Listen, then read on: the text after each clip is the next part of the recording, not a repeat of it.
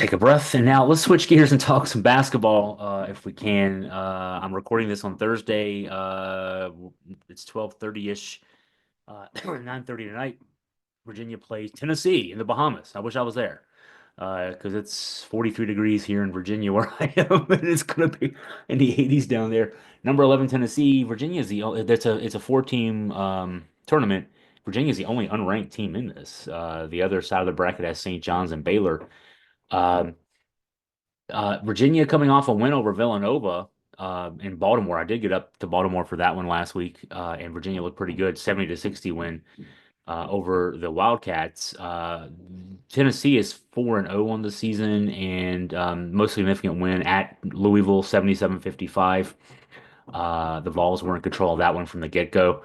Um, Now, the news with this UVA team is Ron Sanchez has been going with a three forward lineup, as opposed, to his mentor Tony Bennett for 15 years at Virginia going with a three guard lineup.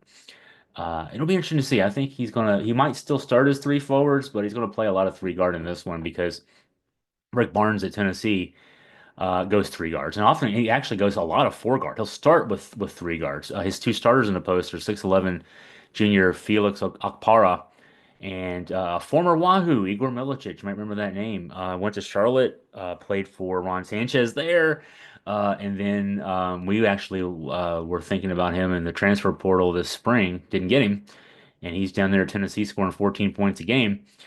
They have two bigs off the bench. Cade Phillips, a 6'9" sophomore, 6'11" sophomore, JP Estrella, excuse me. Um, but they play, yeah, they combined in a Louisville game 70 minutes, those four, which suggests that there's at least 10 minutes of four guard, 73 minutes in the win over Gardner Webb. So, I mean, they'll go four guard for a long stretch, decent stretch. Their point guard's a guy named Zakai Ziegler, 5'9" senior. Number that stands out to me, he had 19 points and seven assists in the Louisville game. He had 11 turnovers, 11 turnovers in that game. That's the matchup for the Kansas State transfer Day Ames. Get in his face, basically. Uh, uh, Other guys, Chaz Lanier for Tennessee, he averaged 19.7 points per game at North Florida last year. He's averaging 13.8 as a grad transfer. The other starter is a 6'5" senior, Jemai Mashak, more of a defensive guy. Off the bench, a 6'4" senior, Jordan Gainey, averages 11 points a game, and he gets 25 minutes a game off the bench, and that's he gets the four guard minutes and then some extras. Um, if it was me running the show on the Virginia side, I'd start Jacob Kofi, but I've been saying that. We'll see. Eventually Kofi's going to start for this team. The 6'9" freshman is just too good. He's the second leading scorer on the team as a bench guy, 13 points and 7.7 rebounds a game, 45% from three. Um, he can play like a big guard, so I expect he'll get a lot of minutes in this game as a big guard, especially when Virginia has to go four guard to counter Tennessee. I'd like to see him going head to head with Milicic. Those two guys should be a fun matchup. The scouts want to see that. I can guarantee you that. The scouts down there in the Bahamas are going to want to see that. I don't know that Sanchez, though, is going to go with Kofi. I still think he's going to start his three forward lineup. That's Elijah Saunders, the San Diego State transfer, averaging 10.3 points a game, shooting 40% from three. Significant. I like his game around around the rim too. And then Blake Buchanan, he's 5.7 points, five rebounds a game. Um, the Duke transfer, TJ Power, the five-star recruit that came up to Virginia as a sophomore this year, not doing much so far. 3.7 points, 3.3 rebounds, 18 minutes a game. If he doesn't step it up, he's the guy who's going to lose his starting job. And he might lose it tonight. We'll see. I have to just guess he's practicing better than he plays because he's not playing so well in games yet. Um, and I see Sanchez starting. Like I said, Power, Saunders, Buchanan. Um, I think Kofi and Andrew Rhodey come off the bench. Rhodey is better off the bench. At least he was in the Nova game. 13 points. He had three threes in the first half, couple nice floaters, and the second half looked a little bit like Ty Jerome, who had 29 points last night for Cleveland Cavaliers.